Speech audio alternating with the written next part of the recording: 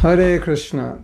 Today we're going to be talking about one of the most interesting topics for me, and I think in general for spiritual life, is trying to control what we can't control, trying to let go, trying to be more accepting.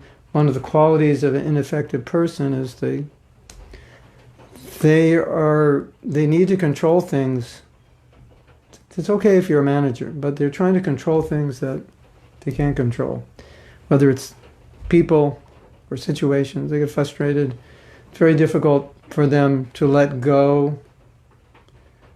And that deals with the past, the present, the future, causes them a lot of stress. People who want everything perfect really have trouble with this one. And of course, controlling other people is a big issue.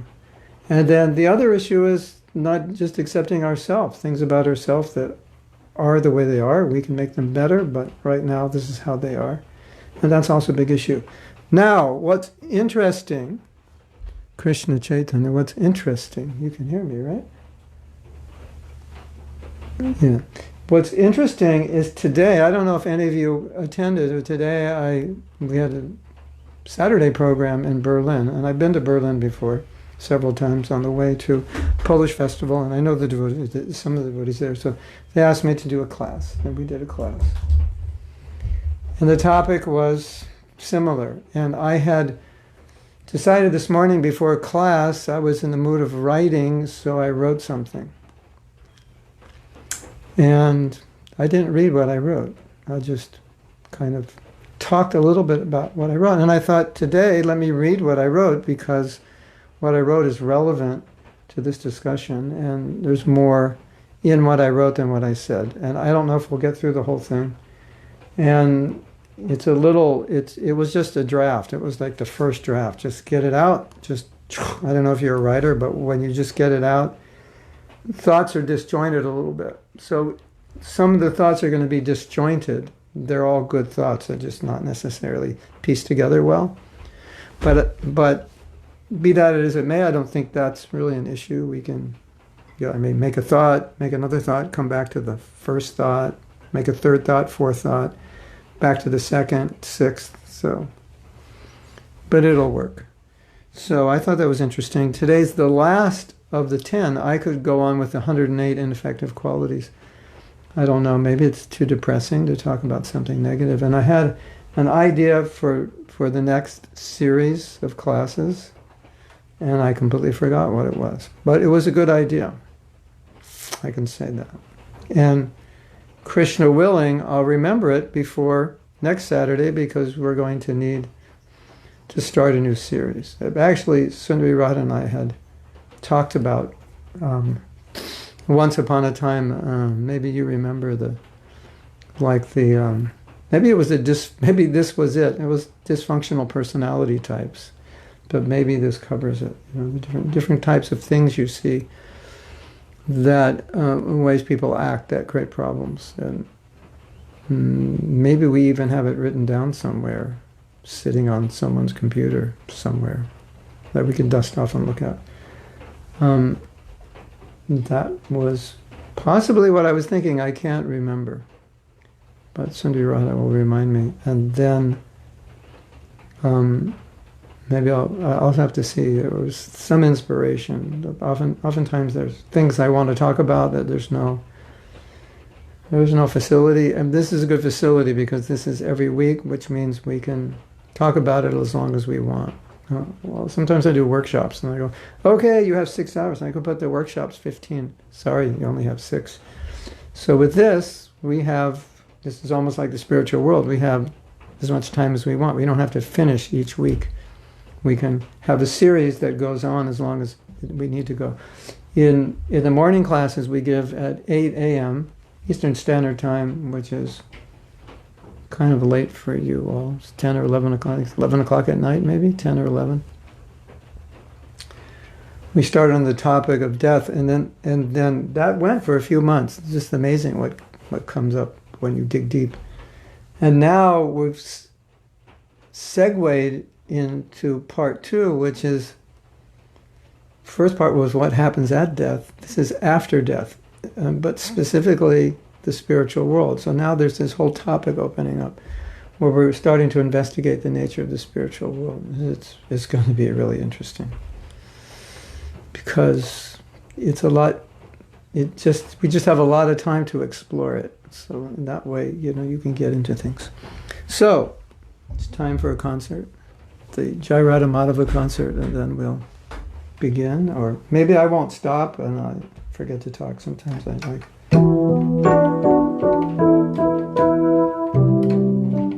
Oh, I have my spiritual revolutionary shirt, but we have a problem.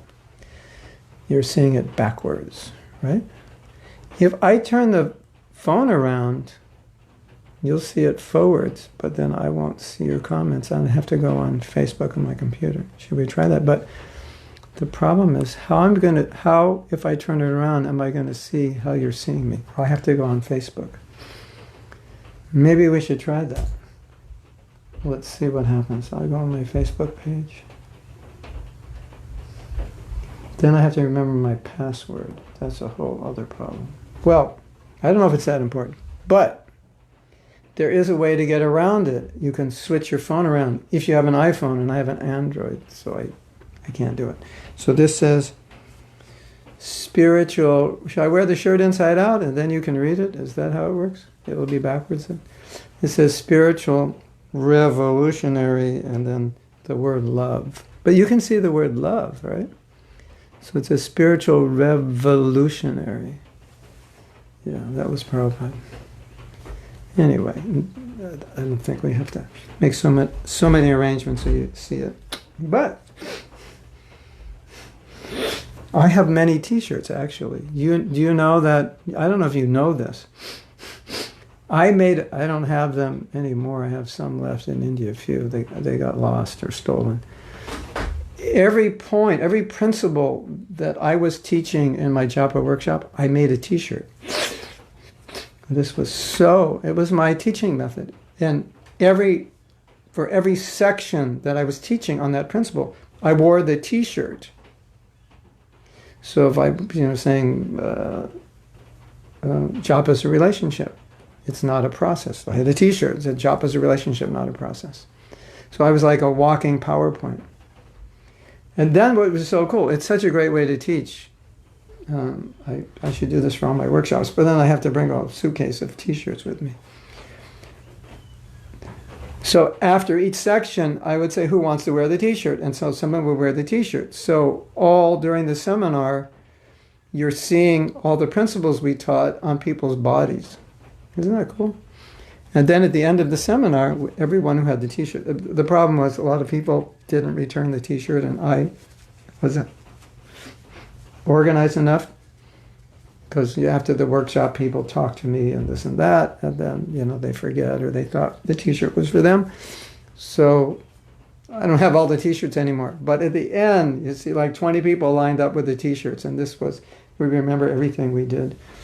So I have some T-shirts of things that I said, and it's such a great way to teach. You just wear the T-shirt that day about the topic or the principle. You say, how were you taking them on and off? Well, I had another shirt, I think on another shirt underneath, and I would take them on and off, and they were big. So it's very interesting. That's all I can say. It was very interesting.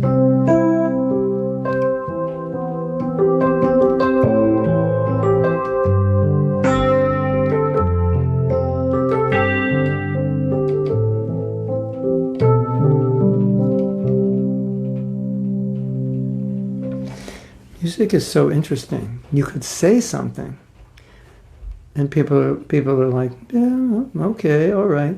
But when you put it to music and you sing it, all of a sudden, isn't it interesting? It's like, wow, that was profound. Yes?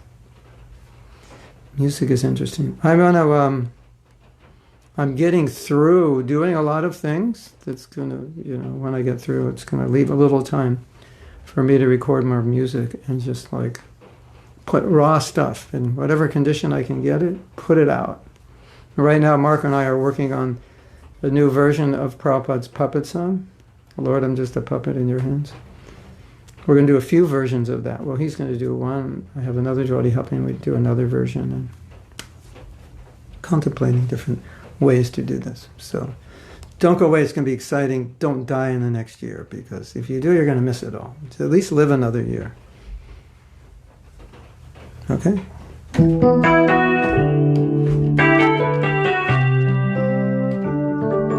Prabhupada said, he said when Krishna would come back from the pasturing ground, and he would tell his parents. The boys would tell their parents what Krishna was doing, and then they would make up songs. And then when they were doing their work, they would sing the songs. Like when they're churning butter, they would sing. Radha Madhava Kunjabi Hari Radha Madhava Kunjabi Hari Gopi Chanavallabha Girivara Dari Gopi Chanavallabha Girivara Dari Sudhanandana Bhajanaranjana Sudhanandana Bhajanaranjana Shodhanandana Bhajanaranjana Shodhanandana Bhajanaranjana Jamuna Tira Vanachari Jamuna Tira Vanachari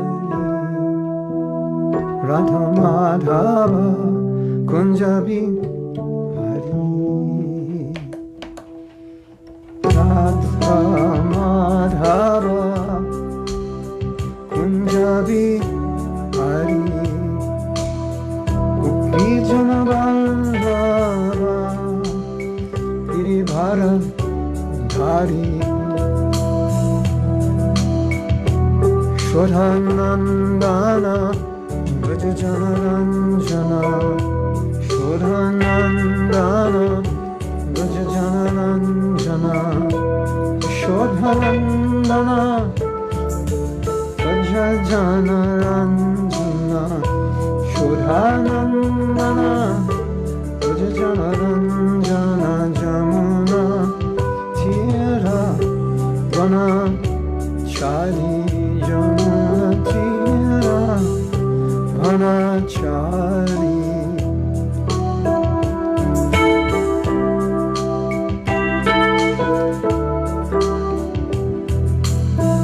Radha Madhava Kunjabi Hari Radha Madhava Kunjabi Hari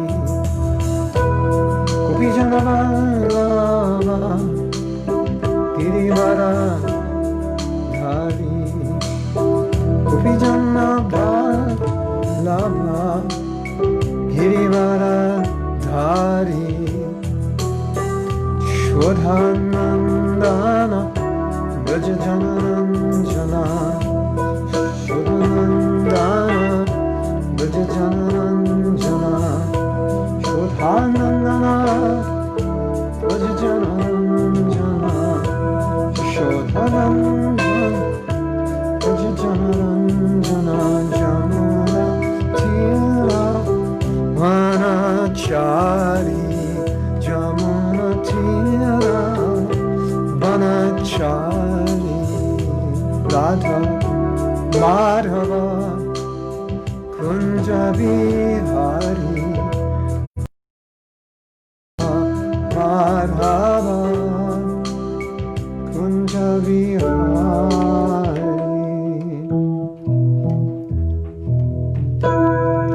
Shri Radha Madhava Ki Jai. I have to open the windows. It is so humid here. And I just realized when it's humid, my voice goes. Hard to say when it's humid. So it was just raining. I closed the windows. It's like 108% humidity, and it's not even hot out. It just feels it. So let me open the windows. And I might scream when I open them because they're stuck. Ah!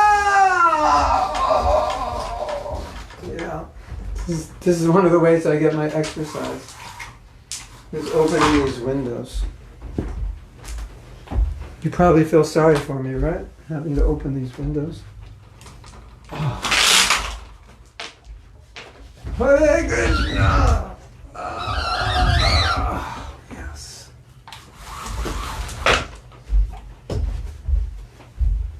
Okay. That was my exercise for today, opening my windows. No, I actually walked this morning. I'm not that lazy. Okay.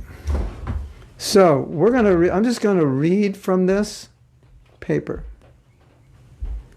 And then we're going to discuss what I'm reading. And I can't guarantee we'll get through, but if we don't get through, then we have next week, and the week after, and the week after.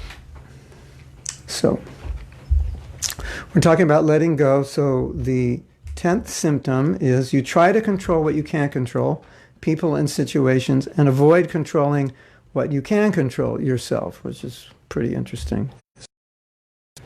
We decide to try to control what's impossible to control and decide not to control. Basically, the main, or if not the only thing in many cases, we can control. That's funny. But life is funny. Life is not logical. It's the world of Maya, so things don't always make sense, right? Okay, so that's the title. And I begin by saying the funny thing about letting go is that in reality, much of what we need to let go was never ours to change, control, or own. We only identified it as ours. So this thought came up because a devotee was having difficulty getting over something, a relationship, an attachment to a new relationship. And the new relationship actually didn't exist. It was just, this devotee wanted the relationship, but the person she wanted the relationship with wasn't interested. And she said, I'm having difficulty letting go. I said, you never had the relationship. How could you let go of it? Isn't that interesting? Those were the words she said, letting go of the relationship. It was just an idea in her head that she wanted the relationship. I mean, it's as common, it's a reality that this happens. We get attached to things.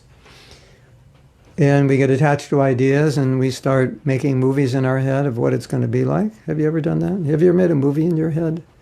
I want this, and this is what it's going to look like in my movie. Rolling hills, swimming pool. Everything's going to be lovey-dovey. Sometimes those movies turn into nightmares. Sometimes it's better the movie was never made. Sometimes you don't realize that. You usually want to make the movie, but sometimes it's a good thing you didn't make it.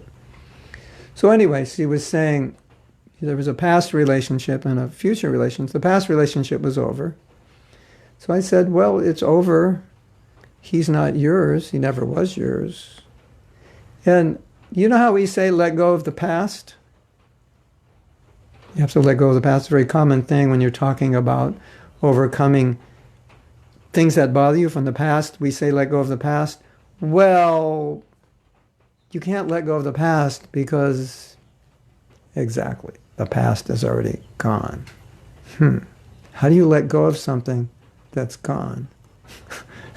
It's like a car flies by you on the freeway and you say, let go of that. I'm letting go of that car. No, you're not letting go of it. It's going on its own. So when we say let go of the past, we mean let go of what I wish. Let go of the hurt from the past that's still in the present. I understand that, but I would just like you to reframe it in the sense of when we say let go of the past, if I put on my editor's hat and grammarian's hat and said, I think the past isn't the past. I don't know how you actually let it go. Maybe that's not proper English. Let go. We use it, it's an expression, but technically speaking, let go of the past, you can't. All right. Let go of, 5 seconds ago I said let go of the past. I'd like you to let go of that 5 seconds. No, you can't. It's already gone. Right? Oop, another second's just gone. Wow. But what you said was so amazing. I want to grab it. Sorry. You can get the past back when you when you listen to the recording. But right now, it's gone. So, I think that's important. And we're going to talk more about that. Allergy. That's why I'm doing this. This is, excuse me, but I have to do this occasionally. Okay. I'm going to continue reading and discussing. A huge issue many people face is coping with loss. I lost my job, my boyfriend, my father. From the spiritual perspective, you didn't lose those because none of those were yours. They did not belong to you. Extending this idea to its limits, we do not even own the body, but we identify with everything connected to the body. Some people are even attached to their anger, hatred, and resentment. They can't function normally without it. I'll read and then we'll go back. Others are attached to being victims to gain sympathy from others or to have quote-unquote valid excuses for failing. When this happens, the past is used to support an identity. I am a victim. No, you're not, your spirit soul. If you ever think you're a victim, nowhere in the Bhagavad Gita. I've never read that. Aham victim. What's victim in Sanskrit? I don't know. But that's not our identity. I'm a victim. I'm a victim, I was cheated, etc. This pain becomes their identity and they strongly identify with it. They so strongly identify with it that they can't let it go. But in reality, we are not what happened to us. We are what we choose to become. So many bad things happened to us in the past, but we chose to become devotees. But we need to continue choosing to be devotees, actually. Choosing to be devotees at every moment. Okay, let's break this down. Okay, the first point I already made. We're identifying with things that don't belong to us, and we're talking about losing. But if you extend it to the far ends of the universe, or you extend this concept to the deepest illusion, the most difficult illusion, it's this. I'm going to lose this someday, and this, I identify with this. This is the center of what I identify with, and because I identify with this, then I identify with other things as mine. If I don't identify with this, nothing's mine, right?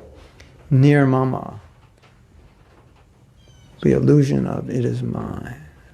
Give me more.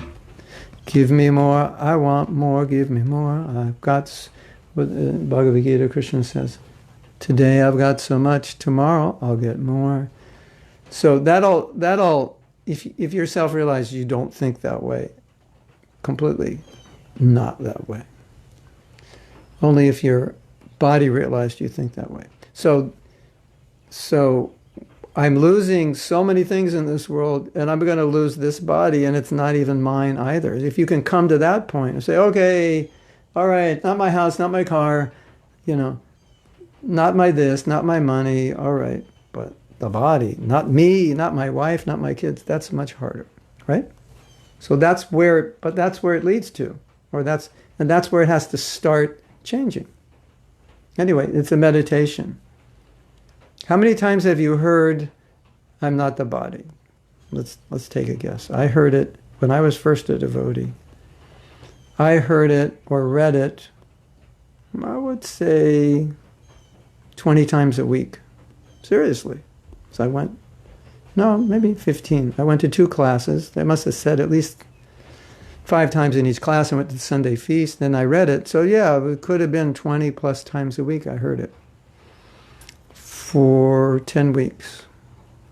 Okay, I heard it 200 times. You figure after hearing something 200 times, you'd get it, right? Hare Krishna. False ego is it's so rusted and crusted on our subtle body. Yeah, we need to hear it more like 2 million times to start like detaching. Yeah. So anyway, we all know it's not easy to detach, but this is where the whole problem starts. It starts with false identification. So we identify with everything connected to the body. Some people even are attached to their anger or hatred. In other words, it's like, I'm an angry person. That's just who I am. I'm a resentful. It's like your identity is like, it's already bad enough that you think you're the body. Now you think you're all the emotions connected with the body or your personality. I'm a shy person. I'm an extroverted person. No, that's just your mind. It's not you. It's not you. Isn't it? You ever say that? Oh, this is what I'm like. My nature is that I like to take things slow and think about them. Okay, we understand what you mean. But that's not, but if you start thinking, well, I'm a shy person, introverted person, whatever, that's not. So then you extend that, and some people think, I'm a victim. That's my identity. Or I am angry. You're not angry. You cannot be angry. You can feel it, but you can't become it because that's not who you are. You're not the body. If you're not the body, that also includes the mind, and the mind also includes emotions. So if you're not the body, and you're not your thoughts, they're just thoughts you have, thoughts you experience, thoughts you observe, then your emotions are also feelings that you observe. You cannot be your emotion, even though it feels like it. I'm angry, I'm jealous, I'm envious. No, you're not. It's not your identity. You're feeling those things, but you are not those things. But just by the fact that we say that, that indicates that we're thinking like that, doesn't it? Otherwise, why do we use that language? So a transcendentalist says, Prabhu, right now I'm not in a good state of consciousness and I'm feeling very angry. So would you excuse me? I don't want to upset you. And you're like, you're not angry. No, I'm feeling angry and I don't want to express it.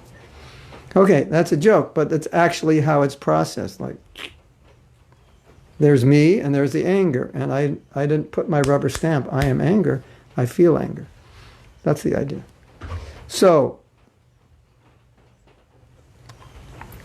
okay. Others are attached to being victims to gain sympathy from others or to have valid excuses for failing.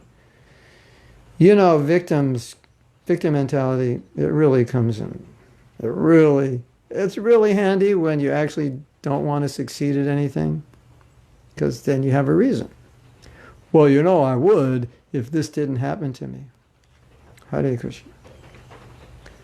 Most people don't have a victim mentality when it comes to eating. They'll figure out how to eat, Prabhu, why haven't you eaten in a week? Oh, life is bad. Life is bad. I'm so bad. I couldn't get out of bed, go to the store.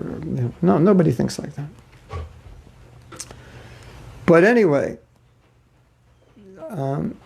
being a victim, yeah, it works well. And if you need sympathy, wow, it's a really good way to get it. So sometimes people are like that. They don't realize it. I don't want to get into a whole psychology class, but just extending on this idea of bodily identification, there's also mental identification and emotional identification. Isn't that interesting? Emotional identification. I am not spirit soul. I am anger. I am a victim. I am not spirit soul. I am a victim. Okay. All right. What verse is that? I haven't read that verse. Any of you read that verse?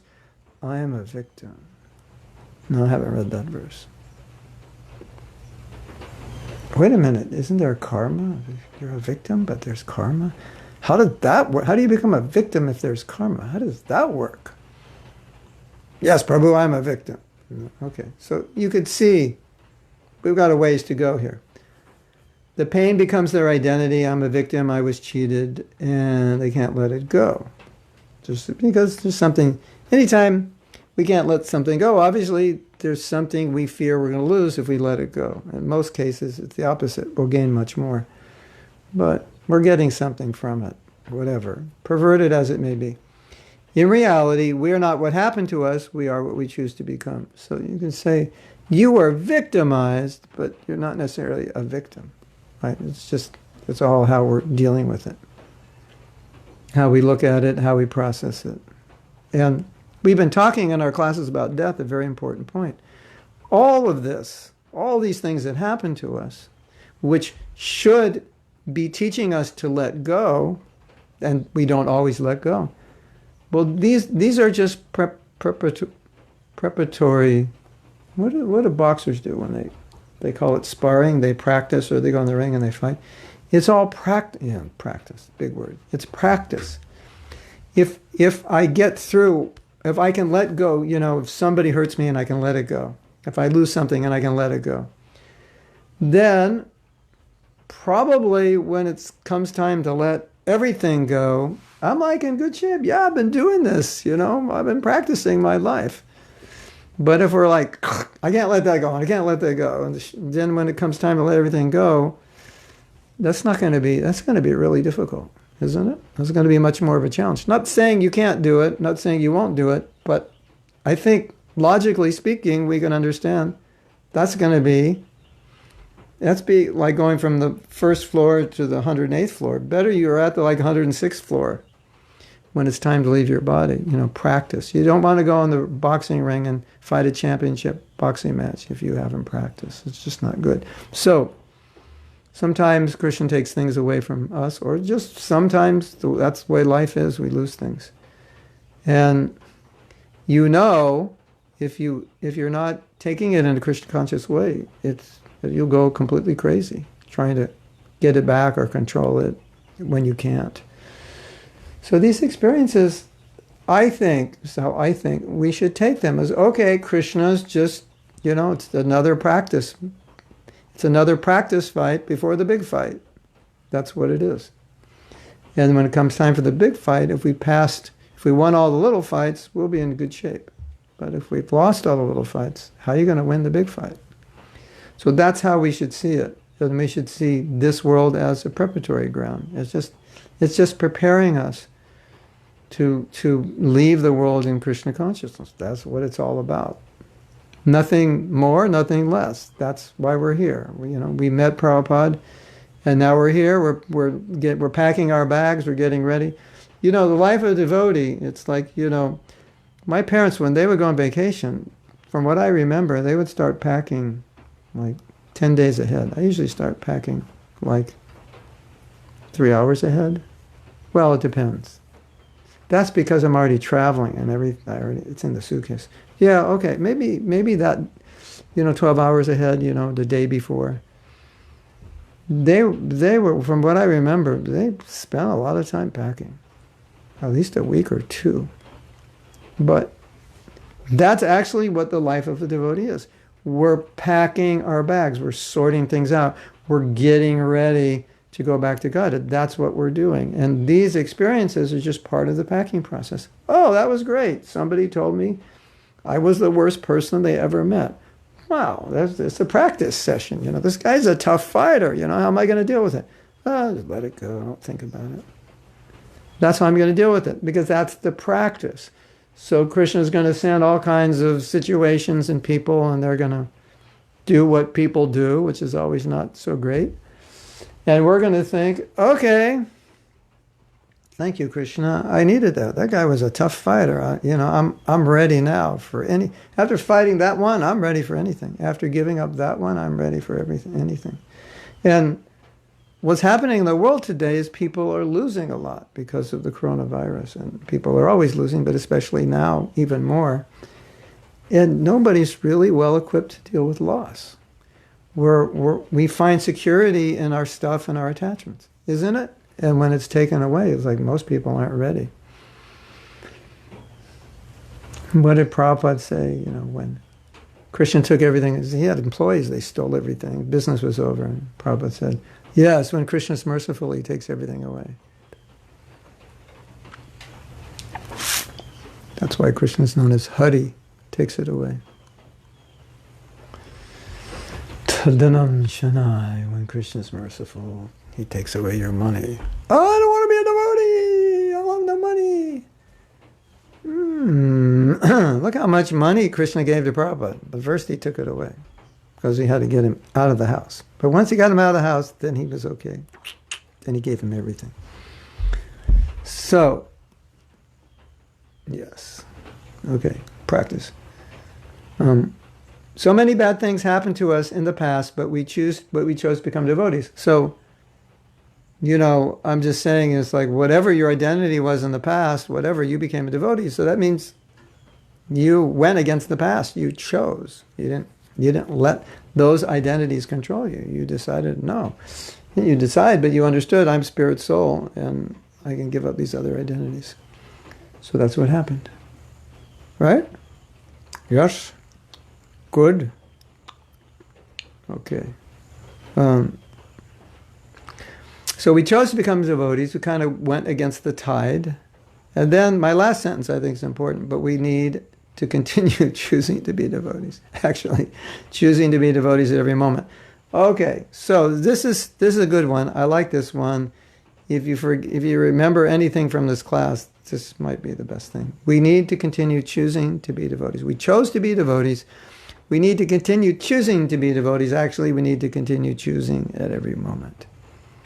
Okay, so every situation that you face is like, okay, how am I going to react to this one? This is a big one. This person just stole from me, or this person is leaving me, my trusted friend, or whatever. And now is the moment of truth. I have to choose. Am I going to act like a devotee, or am I just going to act on my emotions? So I think that's an important point. We're every moment is choosing to be a devotee. And so Krishna throws things in our face and he says, okay, I'm watching. Let's see what you do. It's like you get a part in a movie, right?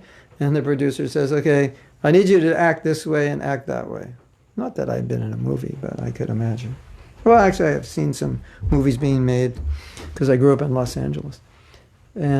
But could imagine, and I know some people who make movies, or actors and actresses, so I asked them, what's it like? And so, okay, do it like this, and then he sits back in his producer chair, right? Or, no, the director, excuse me, not the producer, the director. He sits in direction, and he watches, and he goes, and then you do it, and you go, a little more of that, say it louder, or softer, or after you close the door, then say it. You're like, okay.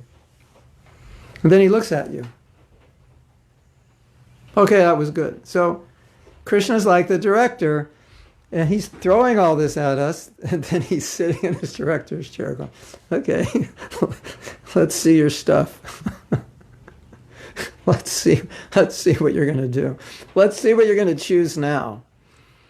And every time you choose the right thing, Krishna's like, okay, more mercy for you.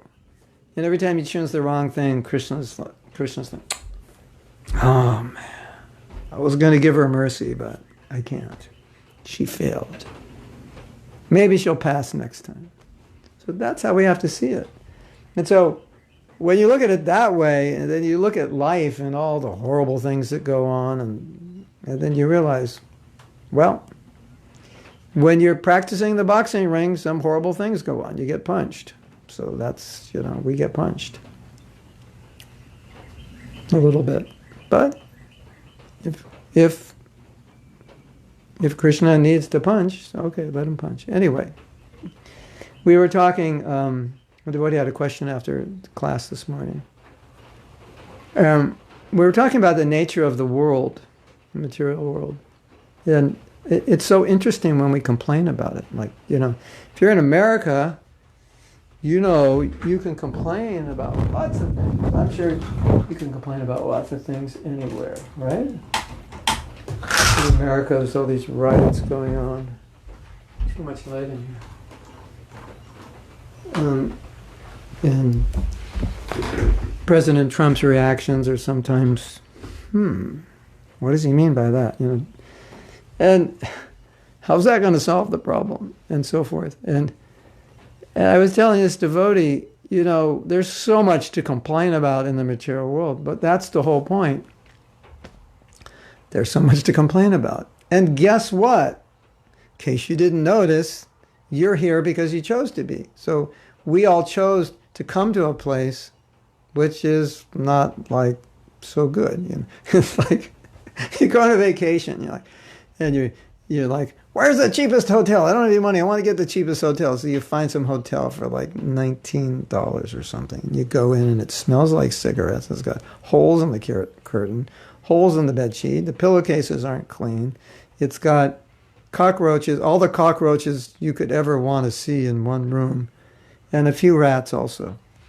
And you're complaining.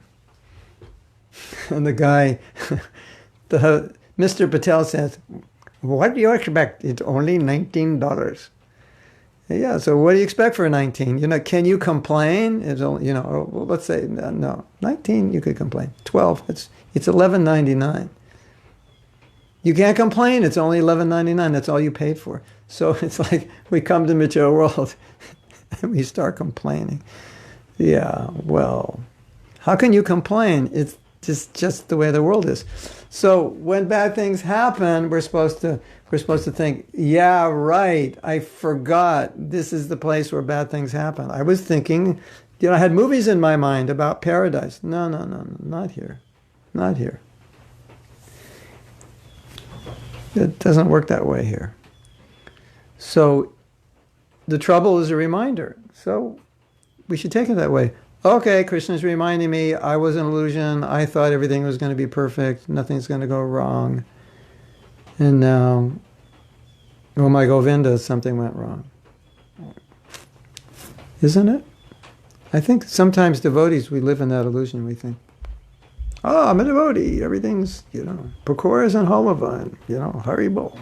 No problems. Well, as long as you have a body, as long as you're in the material world, there's going to be some problem. Somebody's going to create a problem somewhere. It's just the way it works, right? So that's what we're supposed to remember when we see the world. And it's like, oh, this world's so bad. And you go, yeah, but we chose to be here, so stop complaining. You're in the restaurant complaining about the food, but you chose to go in the restaurant. If you don't like the food, why don't you just get out of here? Something like that, right? This food is horrible. Well, why don't you just leave then? I'll give you your money back in it. Nah, it's just horrible. I hate it. Doesn't make sense. Okay, let's continue reading. The false ego rubber stamps everything with the words, this is mine. Where there is no false ego, the stamp changes to, this is Krishna's. This is Krishna's? Is it mine or is it Krishna? What stamp are you using, Prabhu? That's the question for today. What stamp do you use? This is mine. So, this is my analogy I was giving earlier. If you heard the class, you get to hear it again. It's not the first time I've said this. But you ever meditate on what false ego is? It's part of the subtle body, but you can't see it, and you have to describe something you can't see. And it's like, what is it? And it's considered a material substance. It's a substance, but you can't see it. Is it air? Is it space? No. Mind, I could see it functioning, intelligence. So how am I going to see the ego? I have to see it in function, because I can't see it as a substance. It's too subtle. I have to see its function. What's the function of false ego? Function of false ego is to walk around everywhere and put your mark on it. It's mine. This is my room, just my computer, my phone, my desk, my keyboard, my jacket. This is mine. Stamp, stamp, stamp, stamp. That's false ego. That's what false ego does. It stamps everything as mine. That's called material attachment, and that's why it's so hard to leave the body and the world, and that's why we get so affected by everything, because it's mine. And the devotee stamps Krishna's, it's Krishna's, everything he stamps, Krishna's, not mine. And he stamps his body, Krishna. We should have stamps. You come to the temple, those stamps they make in India, and they make the chatters. We should have a stamp. This body is property of Lord Sri Krishna. Come to the temple, you get a stamp. This body. What do you think? Or should we put it on the forehead in Sanskrit? That'd be really cool, right? Prabhu, what is that? The Maha Mantra? No, it means this body is property of Lord Sri Krishna. Wow, cool. I like that.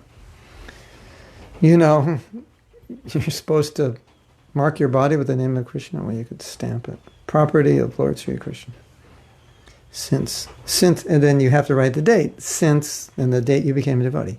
This body is property of Lord Sri Krishna since. For me, since 1969. For you, I don't know when.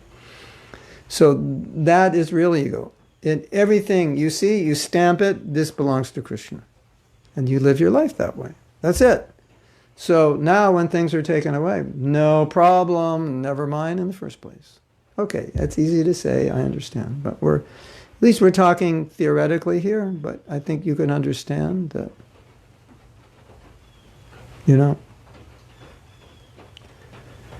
Of course, I don't like to talk about this. You know why? Because Krishna sometimes makes everything I talk about happen to me. That's dangerous.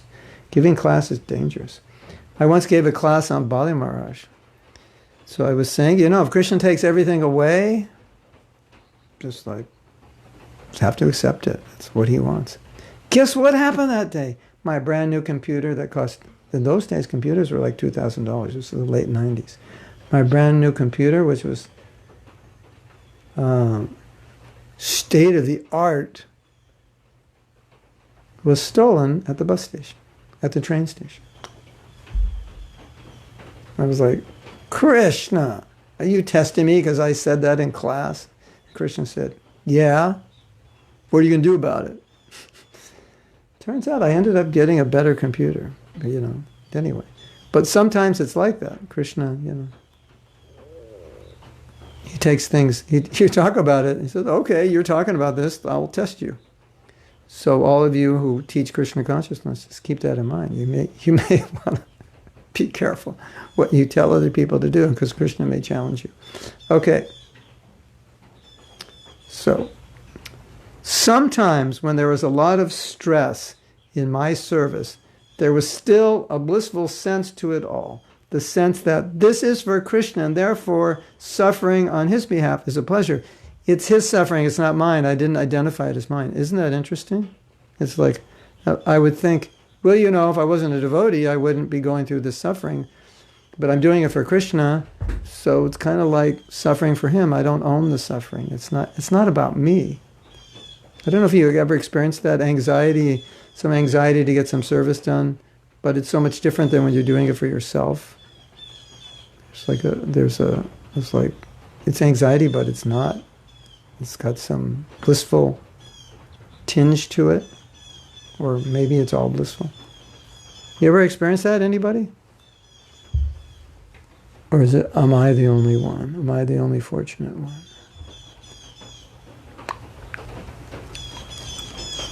Okay, this thing has not been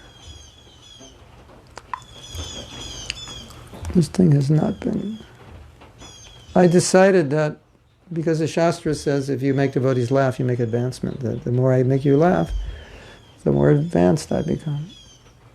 I'm going through your...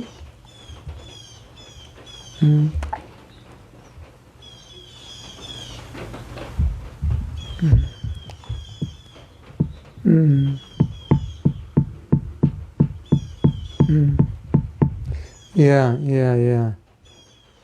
Amrita Radhika is saying sometimes we get attached to some, marrying someone, and the person's like not interested. If you want to know about victims, write Amrita Radhika. She is an authority on victims. She's telling us about victims here. But that was actually a side point. But she's a coach. You're a coach, counselor, right? You know about it. It's very common.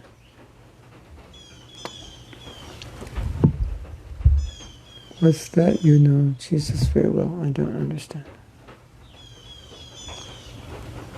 Oh, rapture's coming soon. Fantastic. Well, I'll go back to Godhead.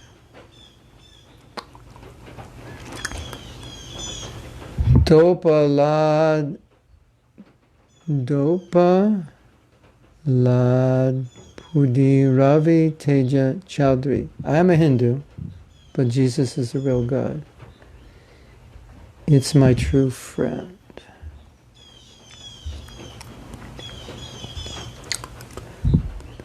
In Italy, it's midnight. We'll catch up tomorrow. Okay, I'm going to go to sleep.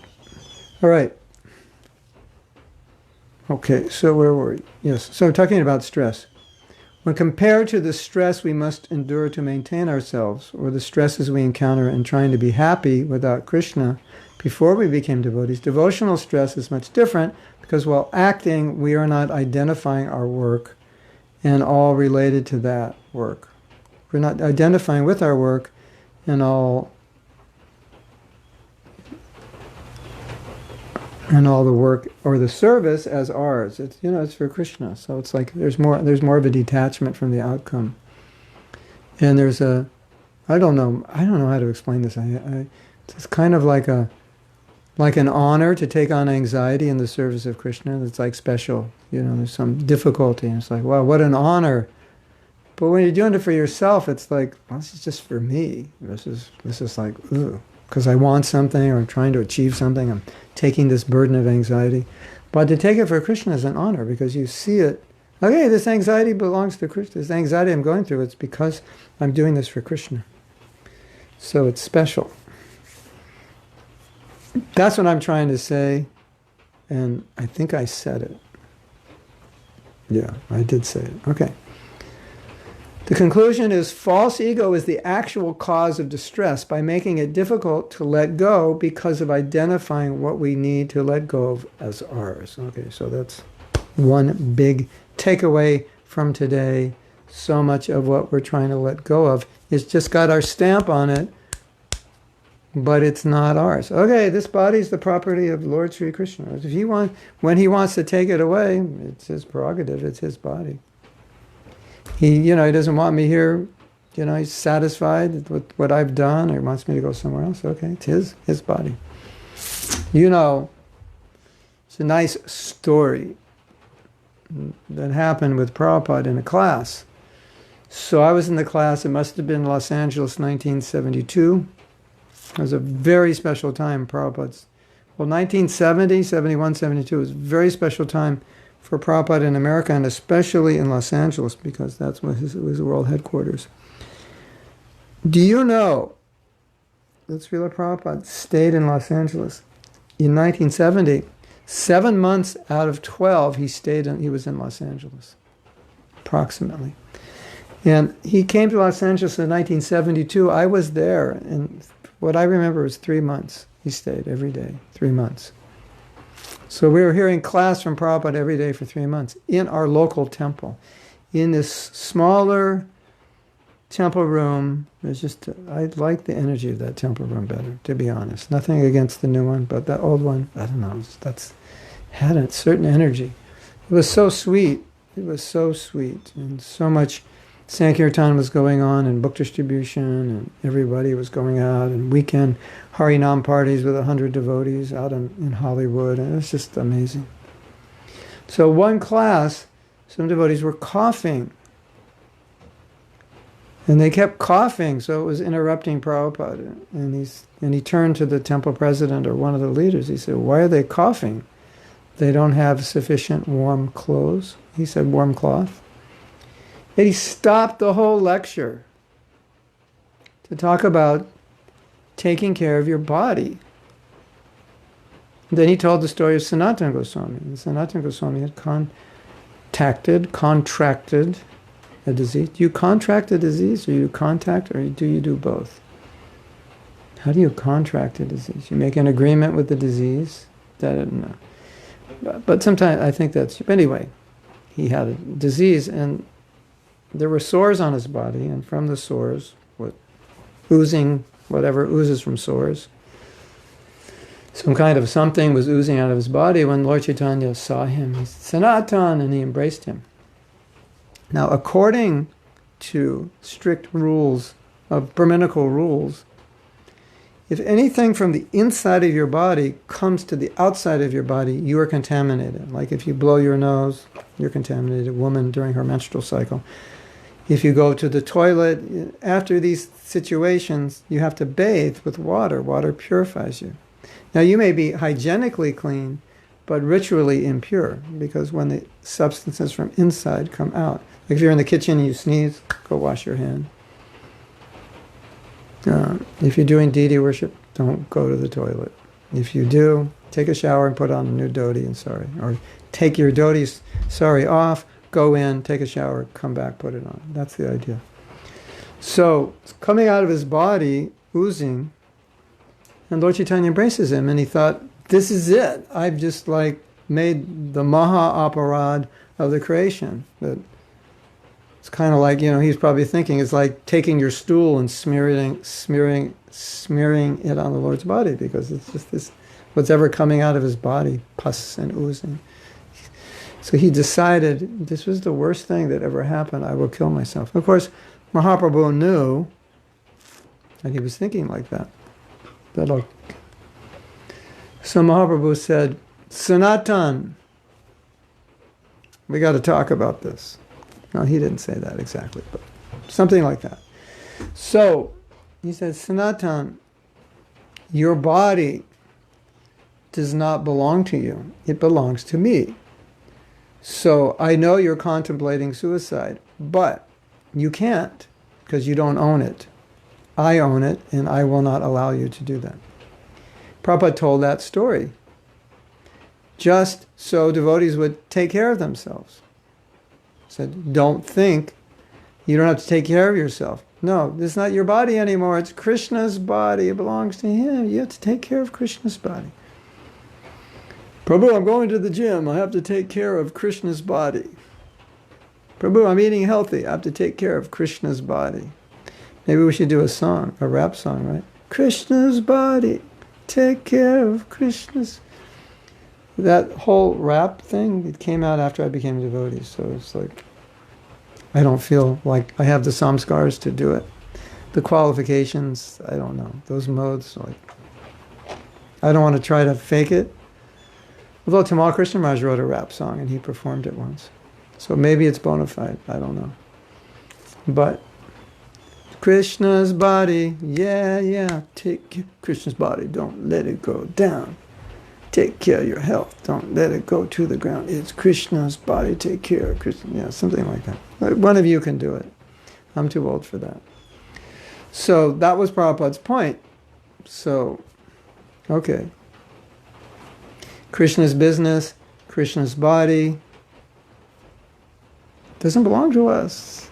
Doesn't belong to us. If Krishna's going to take it away, okay, take it away. It's not mine. Like, I can't hold on to it. It's not mine. It's on loan. Krishna loaned you the body. Then he wants to take it away. You're going to say, hey, you gave it to me. You're an Indian giver. No, I just loaned it to you. I didn't say you keep it forever. So that's how we see. Okay.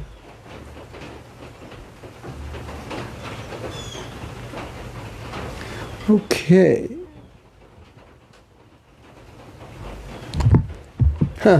Amrita writing is not a coach group of the mother who is one. So I had like that, a victim. So I had to learn how to deal with it. But anyway, you're an expert. Why don't you write a book on it? What I learned from all the great things I learned from my mother. All the great things I learned from my mother doing everything wrong. Something like that.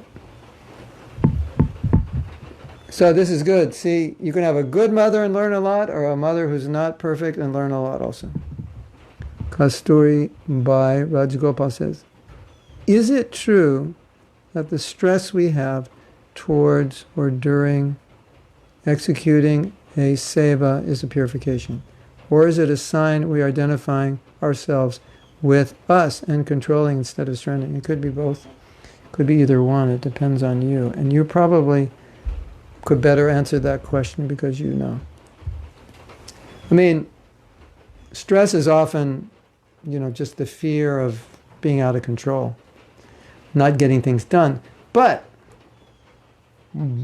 or as you say in India, bhatta. One time, this is so funny, Hare Krishna. One time, such a funny story. I love this story. I could tell this story every day and never get bored. Prabhupada comes to the temple, it comes to Toronto, and they say, or he's talking to the president and say, well, we found this building for a new temple. And Prabhupada, it's got all these rooms, and make this room this, and we figured it out, and prasadam room here, and the brahmachari is here, and the brahmachari is here, the deity room, the kitchen, it's like, how much is it? Well, Prabhupada, it's not cheap. It's like whatever it was in those days, quite expensive. And Prabhupada said, we don't want to buy anxiety. If we buy that building, we'll always be thinking about money, how to pay it. We don't want to buy anxiety. No, that was it. Okay. Prabhupada comes back sometime later. I'm not sure when it was. Prabhupada said, so, what about that temple? So what do you think the temple president said? No, Prabhupada, we don't want to get it. We don't want to buy anxiety. And Prabhupada, there must be anxiety for Krishna. Otherwise you just sleep. So if you go to the database, you can search, Kasturi, you can search anxiety.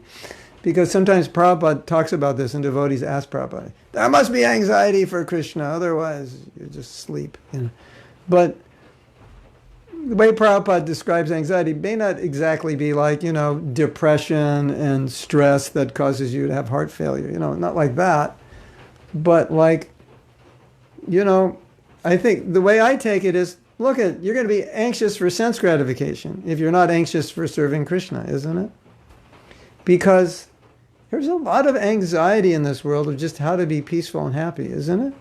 Just how to be comfortable and peaceful, and there's a lot going on just to be kind of, keep your head above water in the material world. So I think Prabhupada meant, wherever you do, there's going to be some anxiety. How to get it done, how to do it better, all you perfectionists, you're probably in anxiety all the time because the world's not perfect, and you want everything you do, you want exactly perfect, 100%. Dot your I's, cross your T's, everything in its place. Every blade of grass in your front yard is the right length and the right place and the right color. So that's anxiety, right? And then the neighbor gets better grass, and now you're going crazy. His grass is better than yours. So isn't it true that just to try to be happy, there's anxiety? So I think that's what Prabhupada means. There must be anxiety in the material world. There's going to be anxiety. But the kind of anxiety whereas I have, I'm not surrendering to Krishna's control and plan and will, and so that's different. That becomes material. But, I'm going to do this service, Krishna, I'm going to try. I don't know how it's going to work out, but I'm going to try. That anxiety, now you're Krishna conscious. You're depending on Krishna. That anxiety is good. That anxiety is actually, I was just reading something somewhere. Some psychologist said, that kind of anxiety is good. Go through it. Take the leap. It builds faith. So, that was my point before. There's going to be anxiety one way or another. Prabhupada said something to the effect that when you become Krishna conscious, then you give up the anxiety of trying to be happy. Normally people don't think of like the anxiety of trying to be happy. People don't put it in that context, do they? The anxiety of trying to be happy, But when you actually look at it, it's not. There's a lot of anxiety in trying to be happy, isn't there? Depending on your standards and what you call happiness and what you need to be happy. So you give up this struggle. So there's anxiety any way you look at it. So my conclusion was, there's going to be anxiety to make everything, work well. And so the anxiety on behalf of Krishna is like, it's so different than the anxiety on behalf of myself. But if your anxiety hits the level where you're trying to control everyone and everything and make everything perfect and it's not perfect and you get angry, and that definitely is material. So, as Forrest Gump said, that's what I have to say about that. That's all. As Forrest Gump said, that's all I have to say about that. Back to Forrest. There's a few wise words. Yeah.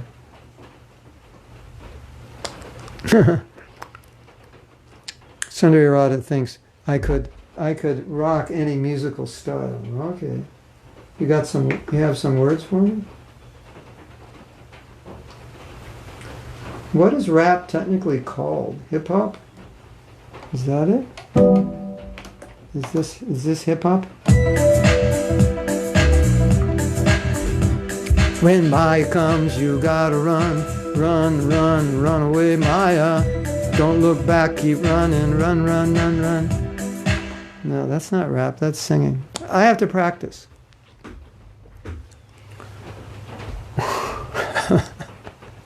That's one of my teachers. Prabhu, I'm a Maya, what do I do? Run in the other direction as fast as you can. Yeah, when Maya comes, what direction are you running? Towards her or away from her? Well, Prabhu, sometimes I'm running towards her. Yeah, that's the problem. When Maya comes, run, run, run the other direction. Okay, we can continue. Can we continue reading? Or you want more entertainment? I know devotees are starved of entertainment, so they like to be entertained. Mm-hmm. Okay. Hold on, don't hold on, hold on. Don't hold on. Oh, you want me to be a rap star now, huh? This keyboard is limited. I'll have to... I never wrap my head around rap. The beats and the bass and all. I don't know it. I'm thinking about upgrading this keyboard, but we'll see. It's about 20 years behind the scenes. Somebody want to buy it? I'll autograph it for you. Okay. One of the most graphic examples of holding on is being upset about the past and wishing it were different. Of course, it's natural to think this way when the past has had dire consequences on the present. But as we all know, we can't rewrite the past, yet we often dwell on, if only it were different, thoughts. Objectively, such thoughts are useless, and we need to let go of all hope for a better past. Still, we hold on, and this often causes the past to define us and prevent us from making the future what we'd really want it to be. So we talked about that, but it's just an interesting idea that I don't know if everybody picks up on this all the time, that one of the things we're trying to control, and this doesn't make sense, we're trying to control the past. No, I'm not trying to control the past, it's gone. No, if we lament about the past, that means, or we lament about what we did in the past and what it's made us today, I'm like this because of how I was raised, so we're lamenting about the past. Prabhupada was never, that wasn't his mood. His mood was like, here's mercy, take it. But Prabhupada, the past. Forget the past, it has nothing to do. Here's the mercy, take it. So that's the idea, Take what's in front of you. Krishna's giving you mercy. Take it. Guru's giving mercy. Prabhupada's giving mercy. Take that. Whatever the past was, you can still take the mercy. Just get over it. Prabhu, just get over it. It's gone. Put it to rest. And it's so interesting. When I say Prabhu, I also mean the lady Prabhus also. But I've come to the conclusion to call women Prabhus if that's what they want. And so, I don't know what the lady Prabhus want. If they want to be called Mataji, or Mother, or Devi, or called by their name, but I can't call all of your names. So when I say Prabhu, that means everyone, male or female. Although Prabhu is a male Sanskrit word, but Prabhupada would call women Prabhu also. So it's got some precedent. So when I say Prabhu, means all of you. So, yeah. Okay. What was the last thing I said? I forgot. Yeah. Okay, yeah, so Prabhupada's mood. Oh yeah, the Bhaktivinoda Thakur, he said, let the past sleep, nor the future dream at all.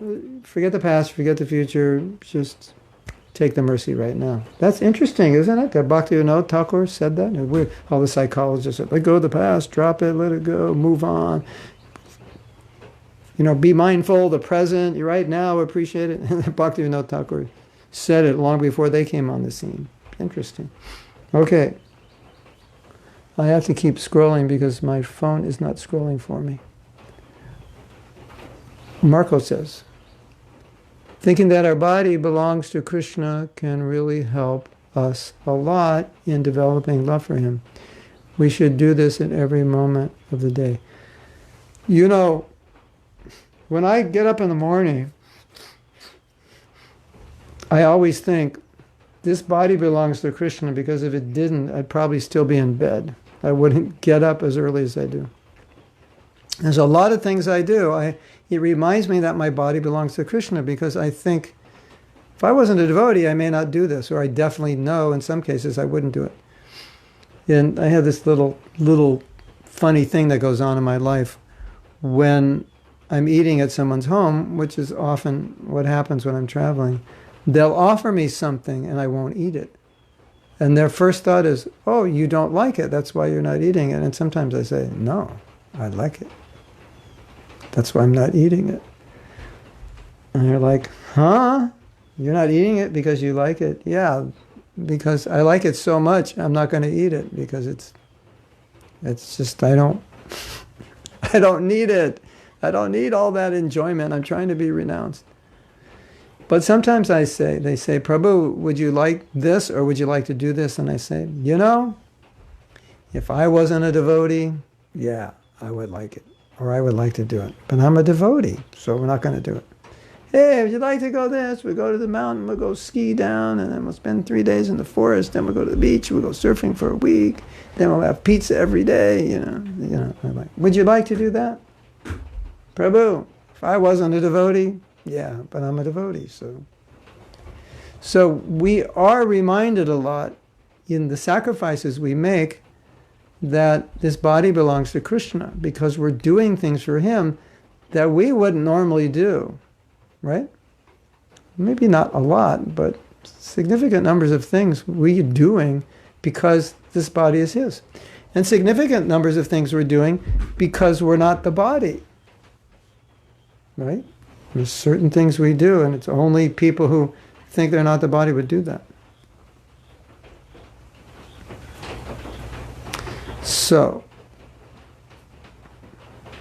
that's all I have to say about that. Well, I could say more about it, but that's all I have to say now. I'll send you some Casey hip-hop for inspiration. Inspo, that's definitely Australian English. I need some inspo. Sundari Radha, give me some inspo. Going to be anxious for sense gratitude, yeah. Going to be anxious for something, so.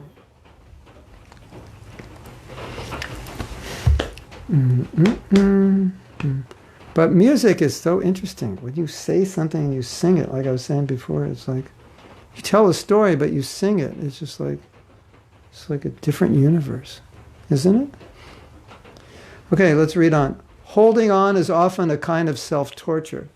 When we can't change something, we obviously need to accept it, move on, and not allow it to affect us. Yet, we often can't.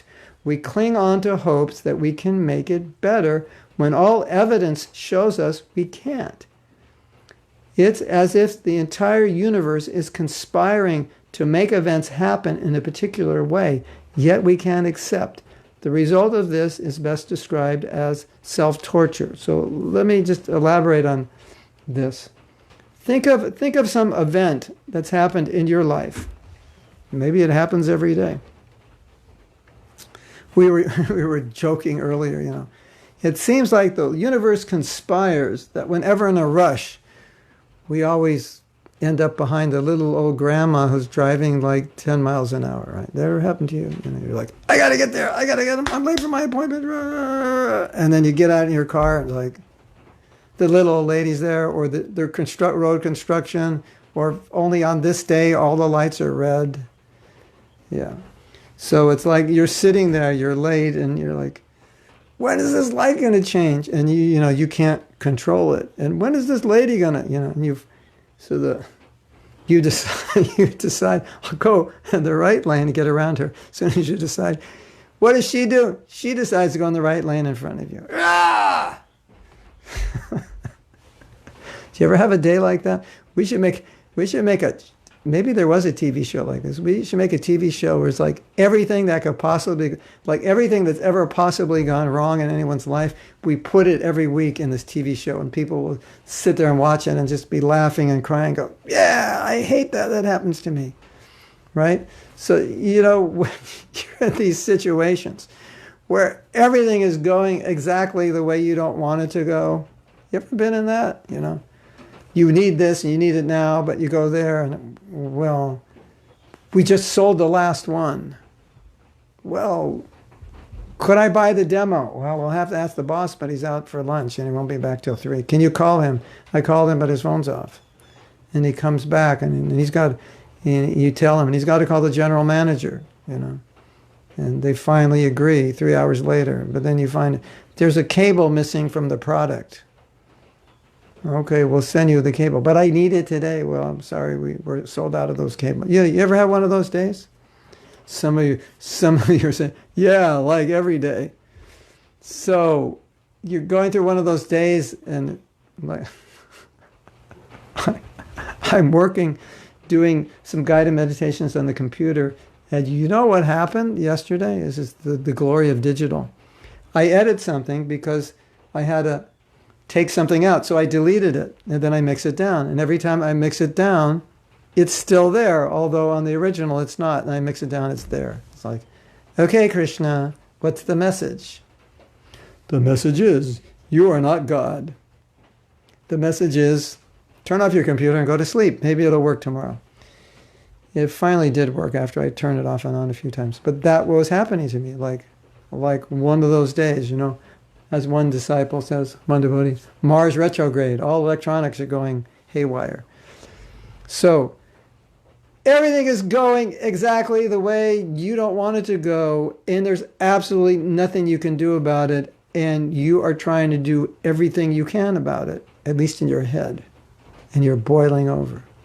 Have you ever had that happen to you? Well, that's what I was talking about. Now, if we look at this totally from a Krishna conscious perspective, then accepting this situation is by far the most Krishna conscious thing any person can do in a situation like that. It's like embodies everything Prabhupada teaches. It embodies everything Krishna teaches. Equanimity, tolerance, acceptance, compassion for the old lady who's driving slow. It embodies everything at that moment, right? So to me, that's like one of the big tests, is that you can't control something, you're trying to control it. The whole universe is conspiring for it to go left. You want it to go right. There's nothing you can do. That's like, okay, there it is. The rubber meets the road of Krishna consciousness. Like, if you can pass through this, you're doing good.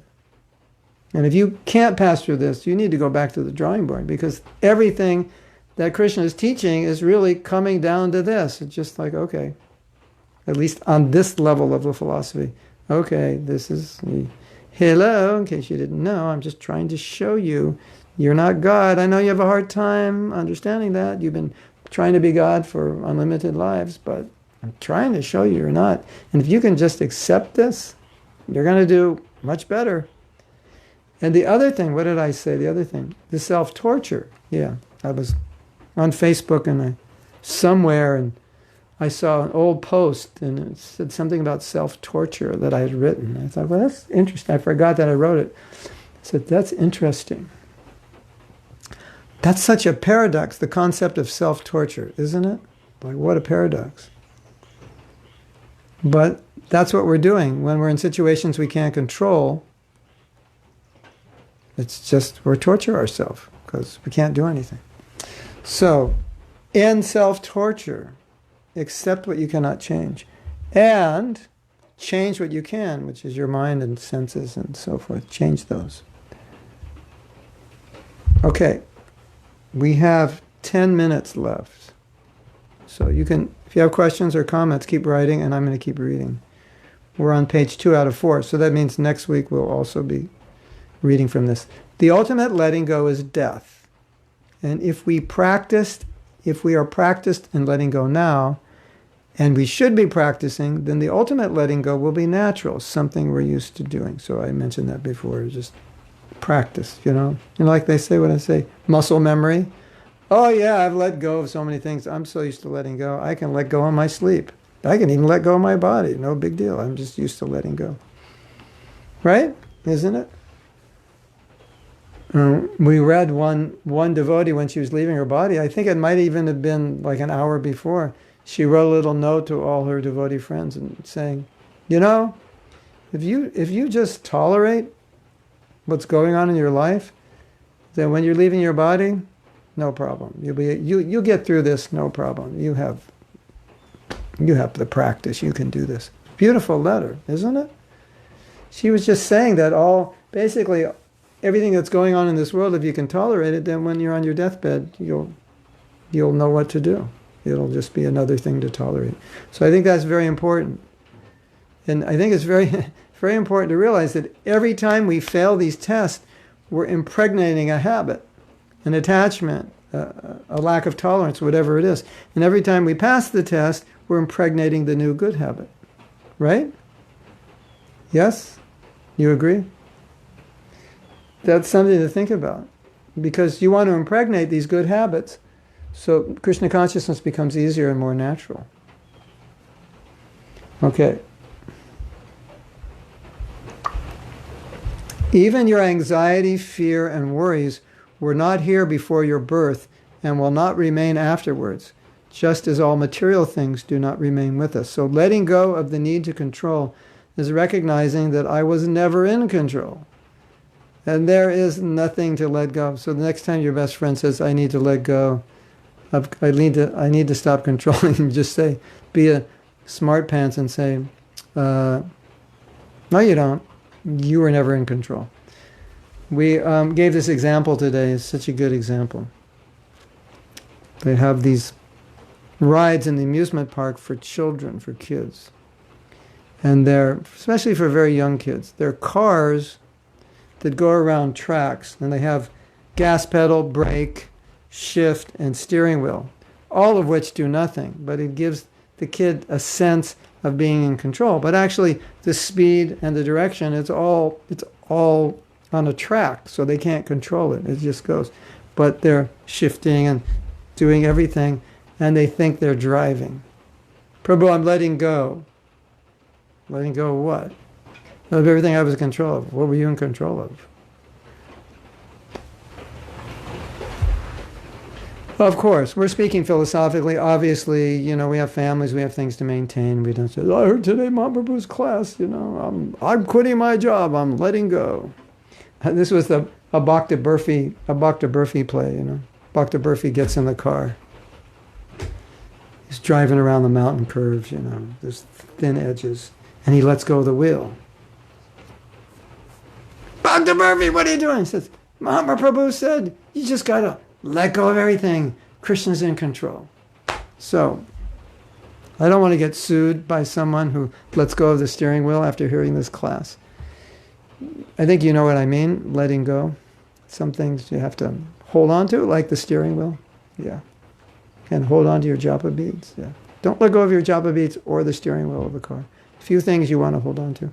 But the general idea is when someone says, I'm letting go, and say, you were never holding on. You just thought you were. It was like that little wheel, you know. You thought you were turning the car. It was already turning. That's an interesting analogy, don't you think?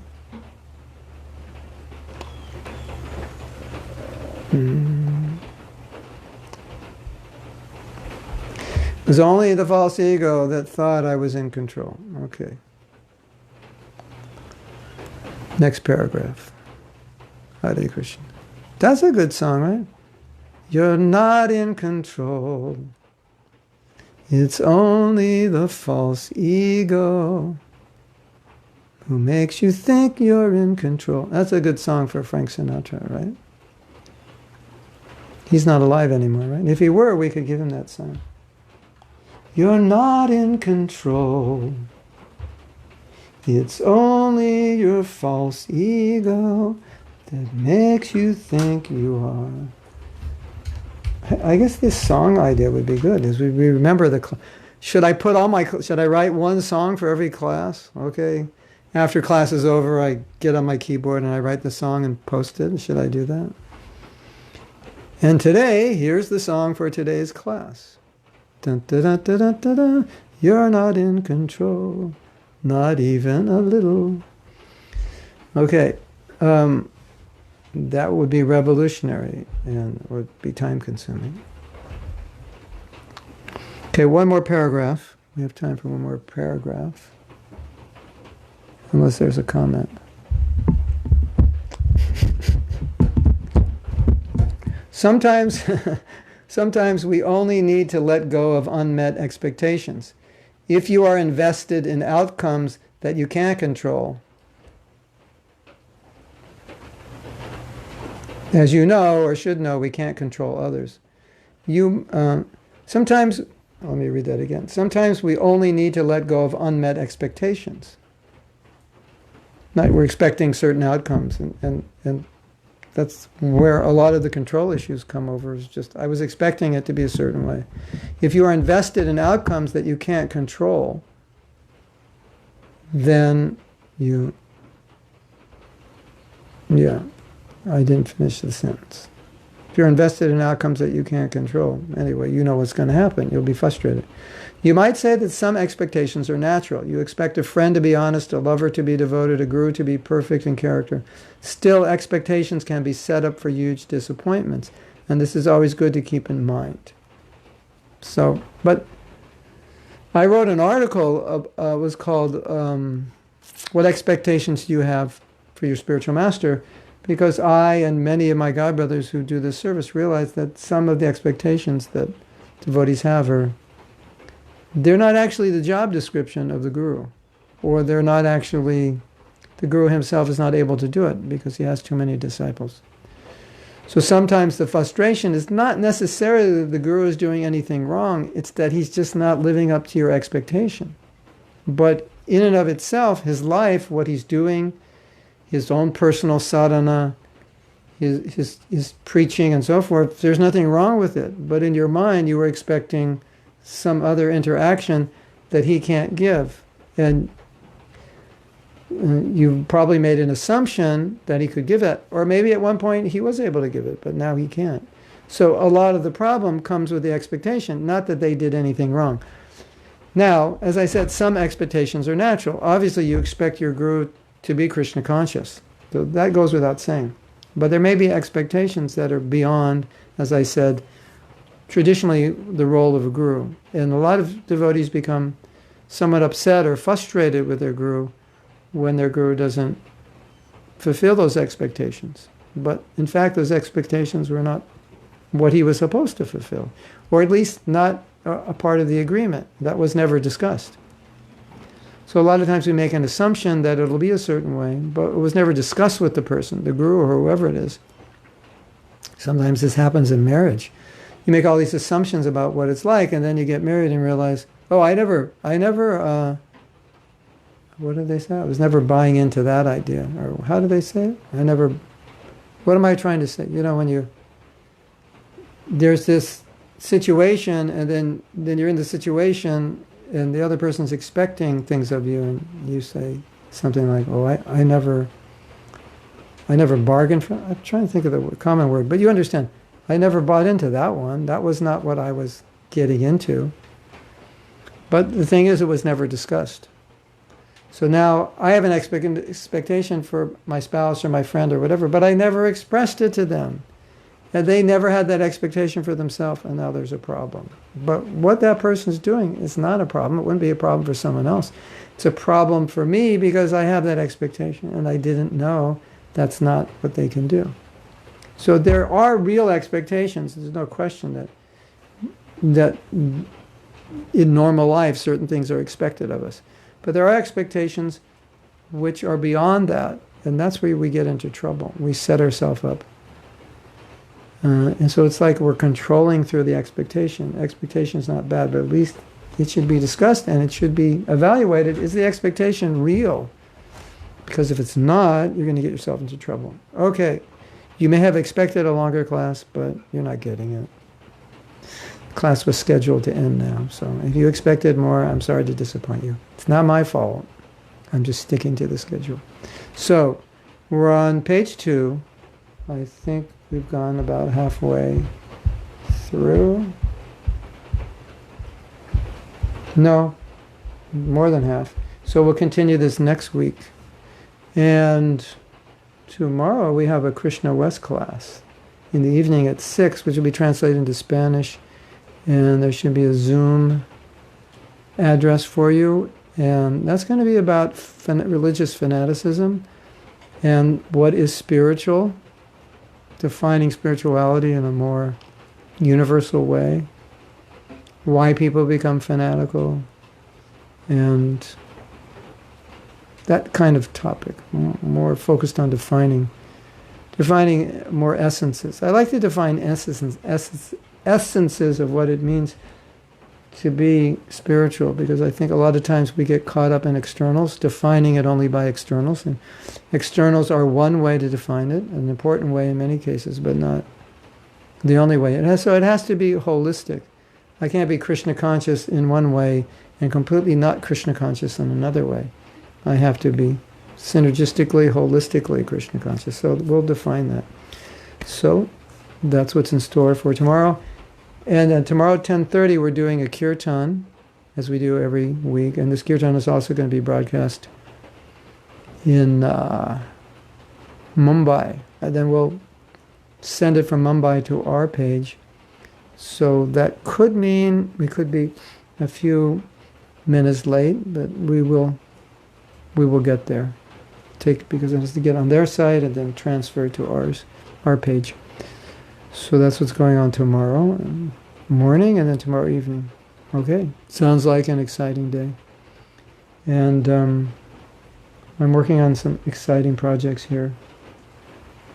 Things are coming along slowly and gradually, but it's happening.